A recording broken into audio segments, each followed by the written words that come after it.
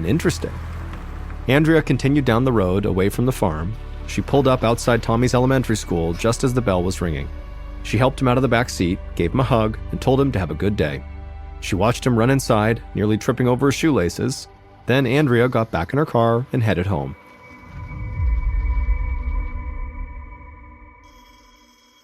A few hours later, Andrea was in the laundry room folding Tommy's clothes when the telephone rang.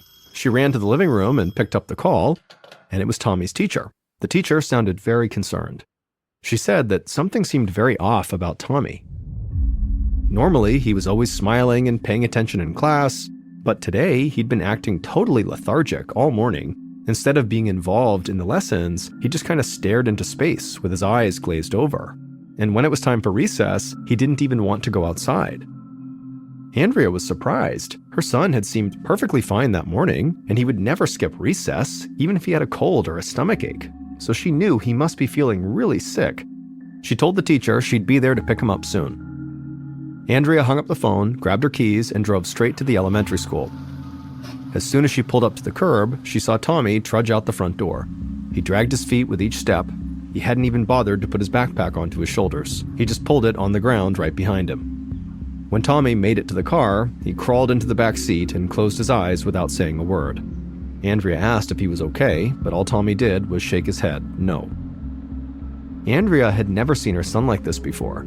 Andrea worried that Tommy was more than just tired, so she called Tommy's pediatrician as soon as she got home. Luckily, the doctor could see them right away. At the pediatrician's office, a receptionist led them into an examination room and said the pediatrician would be there soon. Andrea helped her son up onto an exam table covered with a thin sheet of paper. She held his shoulders and looked into his eyes. They were glassy and unfocused. As soon as she let go of his shoulders, he laid down sideways on the exam table and shut his eyes. Andrea didn't know if she should wake him up or let him rest, but before she could decide, the doctor knocked softly on the door and then came into the room. The doctor was an older man with dark hair, the same pediatrician Tommy had had since he was a baby. Andrea was relieved to see a familiar face. She told the doctor about her son's sudden exhaustion that day and how his teachers were very concerned about him. Then she gently shook Tommy's shoulder and gradually he sat up. The pediatrician gave Tommy a quick examination. He checked the 8-year-old's pulse, his blood pressure, and temperature. He looked down the boy's throat and shined a light in his eyes. Then he turned to Andrea and said that all of Tommy's vital signs seemed normal. He didn't think there was anything to worry about. Tommy was probably just tired, so she should take him home and let him rest. Andrea hesitated. Tommy had never acted like this when he was just tired, so she had a nagging suspicion that something else might be going on here. But at the same time, she wanted to believe this doctor, so she ultimately just followed his advice. Andrea brought Tommy back out to the car and drove home. About 20 minutes later, she pulled into their driveway and walked around the car to help her son out of the back seat. However, when she opened the back door of the car, Tommy didn't even open his eyes.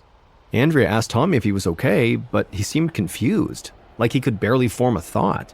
He was even more out of it than he had been earlier. Very concerned, Andrea got into the front seat and sped right back to the doctor's office. She parked her car, grabbed Tommy out of the back seat, and carried him inside. It had been less than an hour since they'd left, and the receptionist looked confused to see them again. But Andrea told her that they needed to see the doctor again right now. This was an emergency. The receptionist nodded and ran to get the doctor. But then suddenly, Tommy blurted out that he had to use the bathroom, and he got up and ran to the restroom so quickly that Andrea couldn't keep up. Tommy flung open the door and slammed it shut. From outside in the hall, Andrea could hear her son retching. Tommy vomited, and then he had diarrhea. When he came out of the bathroom, he looked absolutely miserable. By this point, the doctor had come out into the waiting area. He and Andrea helped Tommy walk to the exam room, and as soon as they got inside, Tommy collapsed onto the table, barely conscious. The doctor's eyes went wide. He raced over to Tommy and checked his vitals again. Then he turned to Andrea and told her Tommy's heart rate was extremely high. She asked him what was wrong, and he just shook his head. He had never seen anything like this before. But the doctor did say he knew someone who might be able to help. His name was Dr. John Conrad, and he was the leading pediatrician in the Fresno area, and he specialized in pediatric allergies. If anyone could identify what was causing Tommy's rapid decline, it was him. The doctor rushed out of the room to call Dr. Conrad, leaving Andrea alone with Tommy. Andrea felt so helpless. Her son was becoming desperately ill, and she couldn't do anything except watch as his eyelids fluttered and he struggled to breathe. Across town, Dr. John Conrad held the phone against his ear and jotted down the symptoms Tommy's pediatrician described. Dr. Conrad was an older man with white hair and clear-rimmed glasses. He'd spent many years practicing pediatric medicine and felt like he'd seen it all already. And as he eyed the list of symptoms he had just jotted down, he actually immediately came up with a theory about Tommy's illness. He suspected that the 8-year-old might have type 1 diabetes and could be on the verge of falling into a diabetic coma. Type 1 diabetes usually shows up during adolescence, but it can strike younger children too, and the symptoms can arise very suddenly. People with diabetes can't properly digest sugar, and so something as simple as eating a sugary breakfast or going too long without a snack can send them spiraling toward a diabetic coma. Dr. Conrad told the pediatrician to send Andrea and Tommy to the Valley Children's Hospital in Fresno, and he would meet them there. Dr. Conrad then immediately called that hospital and asked the staff to be ready to test Tommy for diabetes as soon as he and his mother arrived. Then Dr. Conrad ran out to his car and made his way to the hospital. Valley Children's Hospital was a single-story brick building that was lined with trees. When Dr. Conrad walked inside, a nurse with a long ponytail and blue scrubs approached him. The nurse told him that Andrea and Tommy were already there, and the diabetes test that Dr. Conrad had requested had come back. The results were negative, meaning whatever was happening to Tommy was not type 1 diabetes. And that wasn't all. As they walked towards Tommy's room, the nurse said they'd run other blood tests in addition to checking for diabetes. Now, most had come back normal, but Tommy's white blood cell count was extremely high, which meant his body was clearly fighting off something. Dr. Conrad thought about this. Most likely, Tommy was fighting off an infection, maybe in his intestinal tract, that would explain the vomiting and diarrhea.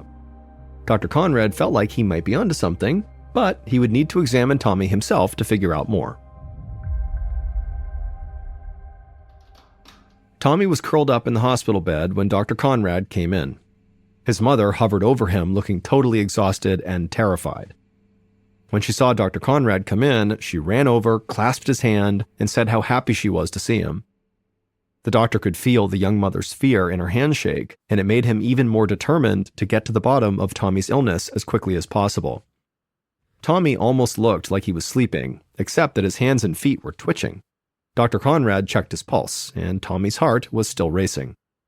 The doctor asked Tommy how he was feeling, but Tommy seemed too confused to even speak. In fact, he could barely even open his eyes.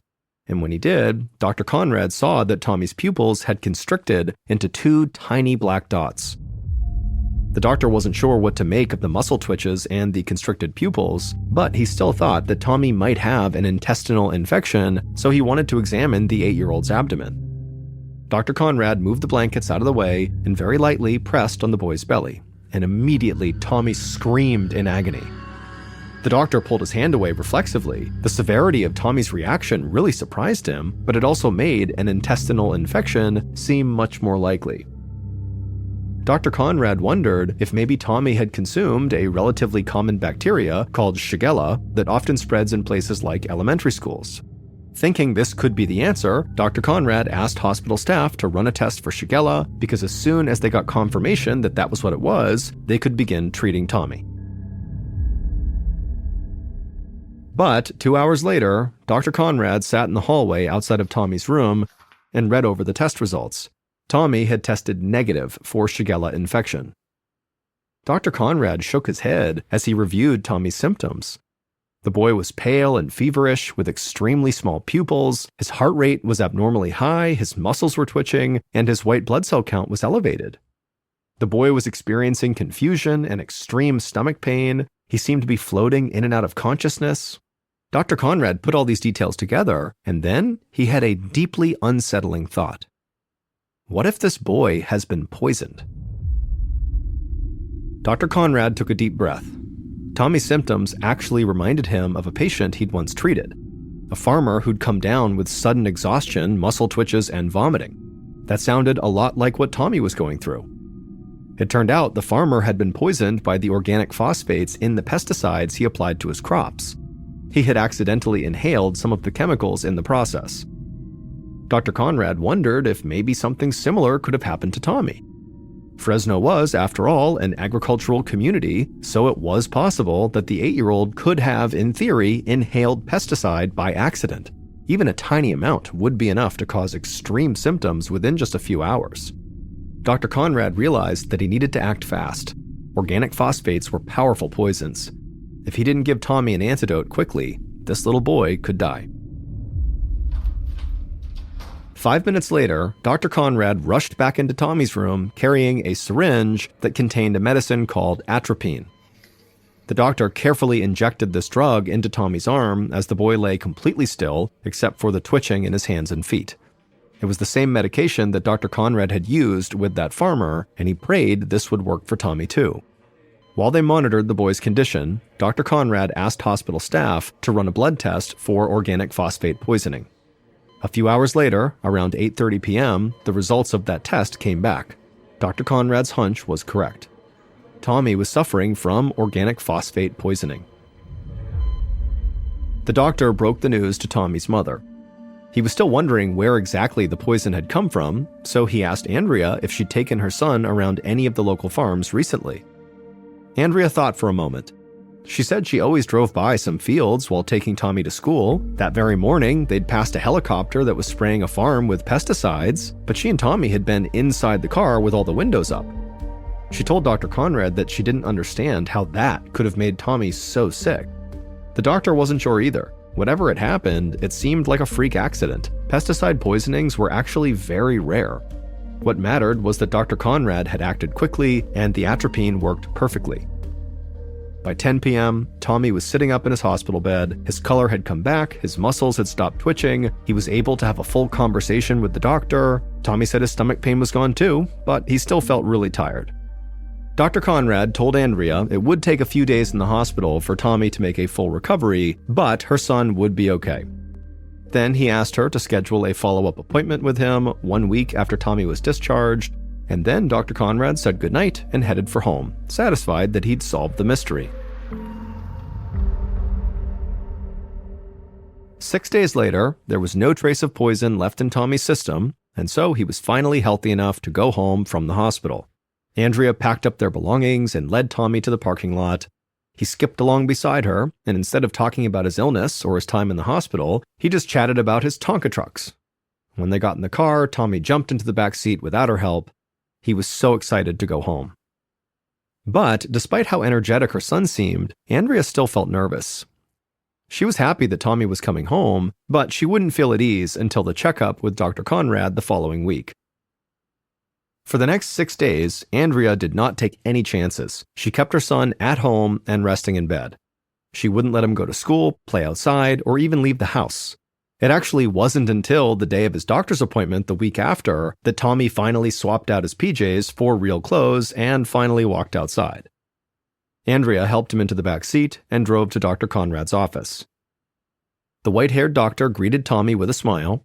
He gave the boy a thorough examination and assured Andrea that her son was doing just fine. When Tommy heard that, he hopped up and tugged on Andrea's arm. She looked down at her son, who had a huge smile spread across his face, and he said he couldn't wait to go back to school and see his friends again. Relieved, Andrea thanked Dr. Conrad and headed back out to the parking lot. Tommy sprinted ahead of her, anxious to get back home. As Andrea drove through Fresno on the way home, she felt like she could finally breathe. Her son had never been that sick before. Seeing him suffer like that had been terrifying, and she hadn't been able to relax until just now when Dr. Conrad promised that really everything was all right. And so now they could finally get back to their normal lives. Andrea turned into her neighborhood, looking forward to a weekend at home before Tommy went back to school. But then her son called out to her from the back seat. He said his stomach was starting to hurt again. When Andrea turned to look at him, she saw him breathing rapidly, and there were beads of sweat dripping down his forehead. All of Andrea's dread came rushing back. She immediately turned around and sped back to Dr. Conrad's office. As she drove, Andrea repeatedly checked on Tommy in the rearview mirror, watching his condition get worse and worse by the second. When they were about 10 minutes away, all the color suddenly drained out of Tommy's face. Then his whole body kind of went slack and he slumped over and collapsed onto his side. Andrea slammed on the gas pedal. She could not get to Dr. Conrad's office fast enough. By the time she finally skidded into the parking lot, she was in a complete panic. She didn't even bother to bring her son inside with her. She just got out of the car and sprinted into the doctor's office alone. A few moments later, Andrea rushed back outside with the doctor, and they went to her car and they found Tommy still laying in the back seat, completely still and silent. To Andrea's surprise, Dr. Conrad actually flung open the passenger side door and got inside. And then he told Andrea to get in and drive us to the Valley Children's Hospital. They had no time to waste.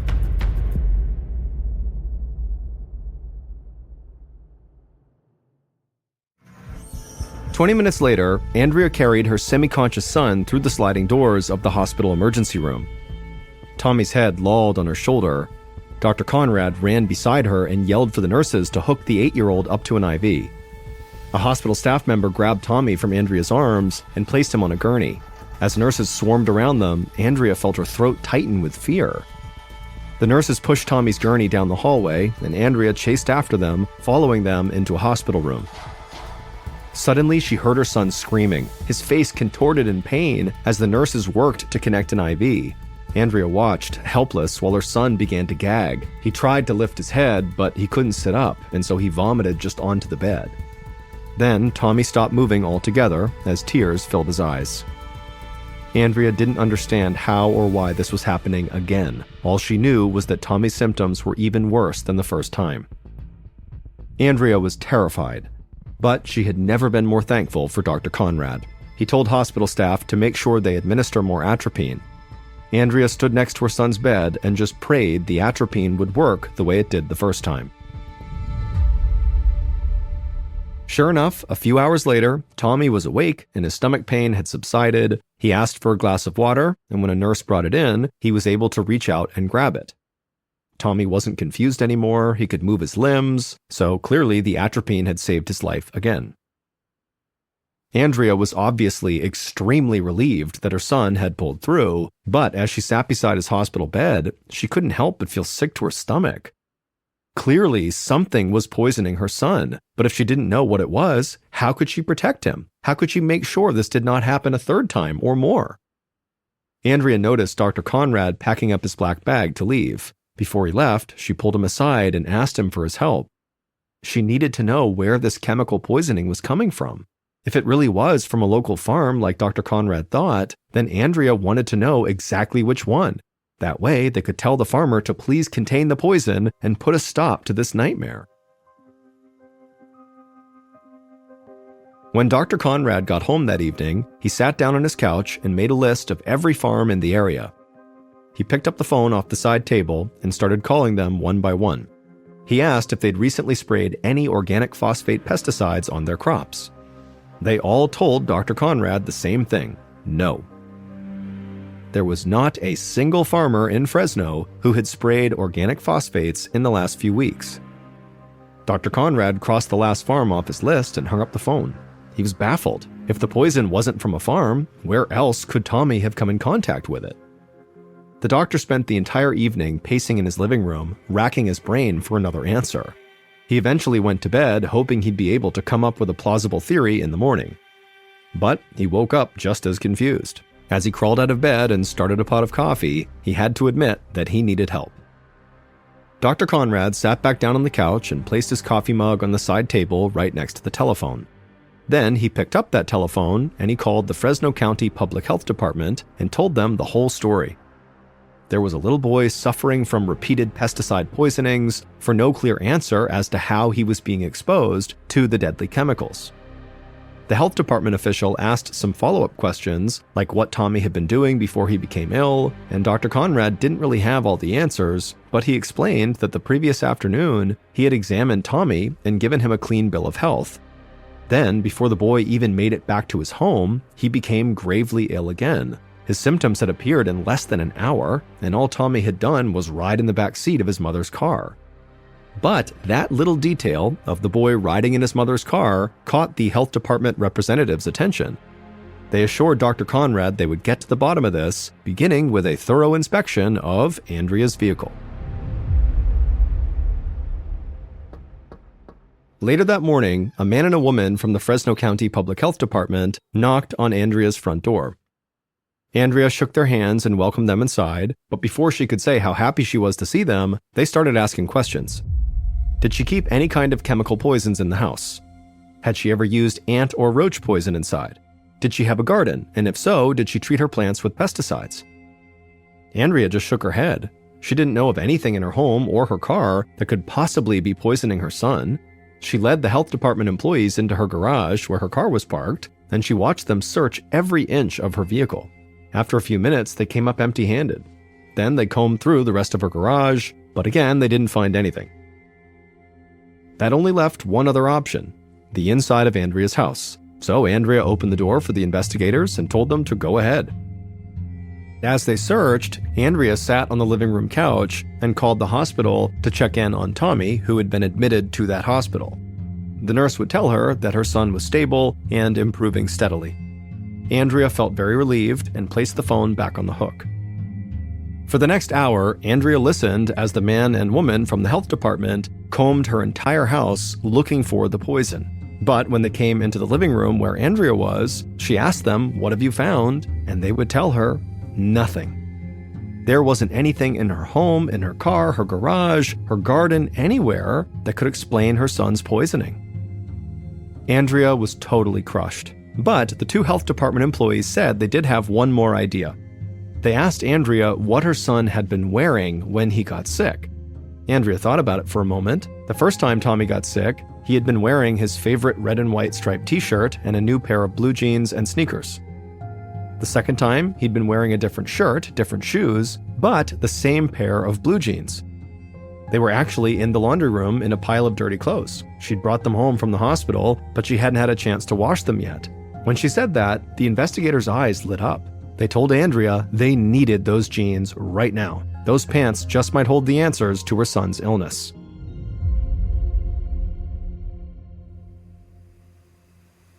Later that afternoon, Dr. Conrad stood in a white-walled lab at the Fresno County Health Department laboratory wearing gloves and a face mask. Next to him, the health department investigators who had just searched Andrea's home gazed into a rectangular glass tank full of hundreds of buzzing mosquitoes. Dr. Conrad held Tommy's blue jeans in his gloved hand. When the investigators gave him the okay, he lifted the lid on the tank and quickly put the jeans inside and then shut the lid before any mosquitoes could escape. 15 minutes later, the buzzing had stopped. The lab was silent. Dr. Conrad looked over and saw the two investigators grinning. That's when he realized this was the breakthrough they needed. Every single mosquito inside of that glass tank was now dead, and Tommy's pants had killed them. It would turn out Tommy's own genes were the things that were poisoning him. They were loaded with toxic organophosphates. Now, Dr. Conrad had new questions. Where had these genes come from, and how did they become laced with pesticide? He used the health department laboratory's phone to call Andrea and explain the results of the experiment. He could tell by her voice that she was both very surprised and also very relieved, and luckily she was actually able to explain the genes. She said she'd bought those jeans about a month earlier in September. A trucking company was having a salvage sale for damaged goods and happened to have some nice jeans in Tommy's size. The pants were so cheap that Andrea actually bought 5 pairs of them, although Tommy had only worn 1 pair so far.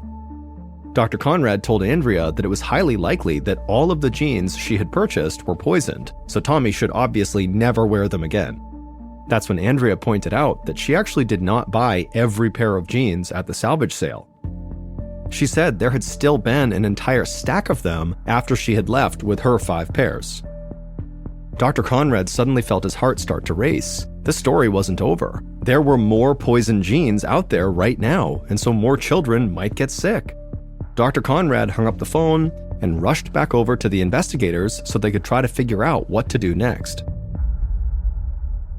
Over the following weeks, Dr. Conrad and the Fresno County Public Health Department learned that the poison genes had been shipped 8 months earlier, in early 1961. They were put in a truck alongside various chemicals, including a highly toxic organic phosphate pesticide called Fosdrin. During a trip from Fresno to Los Angeles, a container of Fostrin had broken open, and over a gallon of the poison spilled onto a stack of jeans. Enough poison to kill 9,000 kids. When the truck finally got to Los Angeles, an employee brought the jeans to a store where they were supposed to be sold. But the manager of that store had noticed the pants were covered in oily-looking stains, so they sent them back to Fresno. The poisoned jeans were stored in a warehouse for the next 8 months until it was time for the trucking company's annual salvage sale. By then, the stains on the jeans had faded enough that customers didn't notice them. When Dr. Conrad and the health department contacted this trucking company, it was too late. The remaining pairs of the poisoned jeans had all been sold.